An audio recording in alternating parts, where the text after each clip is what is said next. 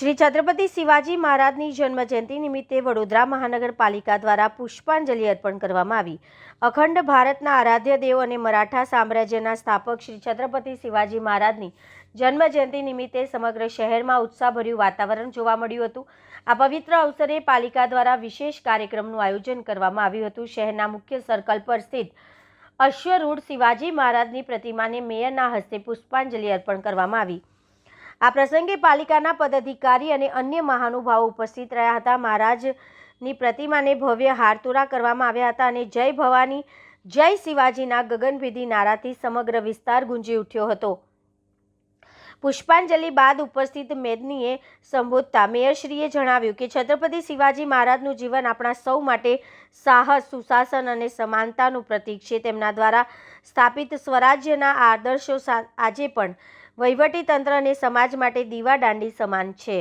ઉલ્લેખ કર્યો હતો કે તેમની પોતાની સાથે સાથે કરોડો લોકો જેને પોતાના આરાધ્ય દેવ માને છે એવા છત્રપતિ શિવાજી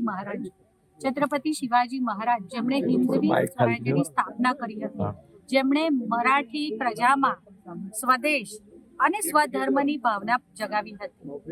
તેઓ નીડર, ચતુર, સાહસિક, શક્તિશાળી અને કાર્યદક્ષ રાજવી હતા. તેમની ધર્મ ભાવના અને ધર્મનીતિ ઉદાર હતી. તેમણે કદી મુસ્લિમ ધર્મની નિંદા ન કરી હતી કે ન કોઈ મસ્જિદ તોડી હતી. અને તેમનો એક સચિવ, અંગત સચિવ જે મુસ્લિમ હતો, તેને નમાઝ પઢવા માટે દૂર ન જવું પડે તે માટે તેમણે નજીકમાં મસ્જિદ પણ બંધાવી હતી.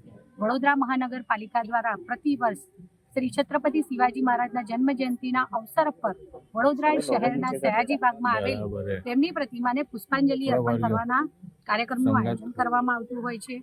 આજરોજ આ કાર્યક્રમમાં ડેપ્યુટી મેયર શ્રી ચિરાગભાઈ બારોટ, પૂર્વ મેયર અને સયાજીગંજ વિધાનસભાના ધારાસભ્ય શ્રી કેયુરભાઈ રોકડિયા, વડોદરા શહેર ભારતીય જનતા પાર્ટીના અધ્યક્ષ ડોક્ટર જયપ્રકાશભાઈ સોની, સાથી પક્ષના નેતા ચંદ્રકાંતભાઈ બત્તુ, મારા સૌ સાથી સભાસદશ્રીઓ, સ્થાનિક નાગરિકો અને મોટી સંખ્યામાં મરાઠી સમાજના લોકો સૌએ સાથે મળી અને તેમની પ્રતિમાને પુષ્પાંજલિ અર્પણ કરી હૃદયાંજલિ અર્પણ કરી.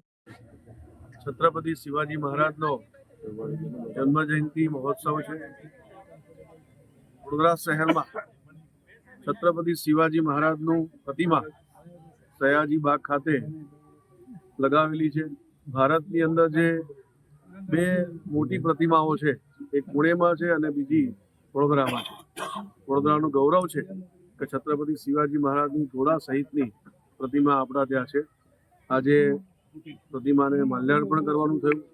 છત્રપતિ શિવાજી મહારાજ એ માત્ર વ્યક્તિ નહોતા, એ વિચાર હતા.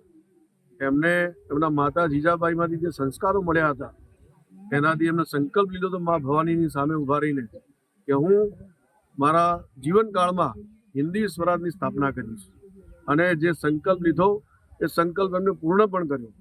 જે તે સમયમાં મોગલોને હંફાવનાર કોઈ એકમાત્ર રાજા હોય તો એ સમયની અંદર મહારાજા છત્રપતિ શિવાજી મહારાજ હતા. એ અને એમના સેનાપતિઓ એકદમ જોરદાર રીતે મુગલો સાથે યુદ્ધ કર્યું અને જેટલા પણ યુદ્ધ એમણે કર્યા પોતે જીવનમાં તમામ યુદ્ધ જો કોઈ જીતનાર કોઈ રાજા હોય તો એ છત્રપતિ શિવાજી મહારાજ. અદ્ભુત સાહસ, અદ્ભુત શૌર્ય અને પ્રજાજનો માટેની જે ભાવના હતી એમની, એના કારણથી છત્રપતિ શિવાજી મહારાજ એ બહુ સારી રીતે ઓળખાય છે. ચારિત્ર, ઉદ્દાત ચારિત્ર હતું. એમનો એક પ્રસંગ પણ જોરદાર પ્રસંગ છે. જ્યારે કોઈ મોગલની સેનામાંથી કોઈક સ્ત્રીને લઈ આવે છે ત્યારે છત્રપતિ શિવાજી મહારાજ એવા મહારાજ હતા કે એમને સસન્માન એ પાછા મોકલાવે છે. આવા છત્રપતિ શિવાજી મહારાજને જીવનમાંથી આપણે સૌએ પ્રેરણા મેળવવી જોઈએ અને આગામી સમયમાં ભારતનો જે વિકસિત ભારત બનાવવાનો સંકલ્પ છે એ જ પ્રકારનો સંકલ્પ જે મહારાજા છત્રપતિએ લીધો હતો એવા વિકસિત ભારત બનાવવા માટે આપણે સૌએ આગળ વધવું જોઈએ. ધન્યવાદ. આજે 396મી જન્મ જયંતિ એમની એવી એક વિભૂતિનો જન્મ થયો સેન્ટરમાં, જેને નાની સેના ગોરીલા પદ્ધતિથી મુગલ સામ્રાજ્યને દાંત ખાટા કરનાર અને યોદ્ધા તરીકે વખણાયો. પણ સૌથી મોટો સવાલ એ થાય કે કે એમને કઈ રીતે સેના બનાવી, કઈ રીતે આગળ વધ્યા. એક તો દ્રઢ નિશ્ચય, દ્રઢ નિશ્ચય, એક વખત જે નિર્ણય લઈ લે એનાથી પીછેહટ નતા કરતા. નાની સેનાથી મહાન યુદ્ધ કઈ રીતે લડવું એ એમનામાંથી શીખવા જેવું છે. દરેક ધર્મનું સન્માન કરવું એ એમનામાંથી શીખવા જેવું છે. સવાલ એ છે કે આજના યુવાનો નિર્ણય નથી લેતા, પણ કોણ વ્યક્તિની પાસે તાકાત છે એની પાસે ઢળી જાય છે.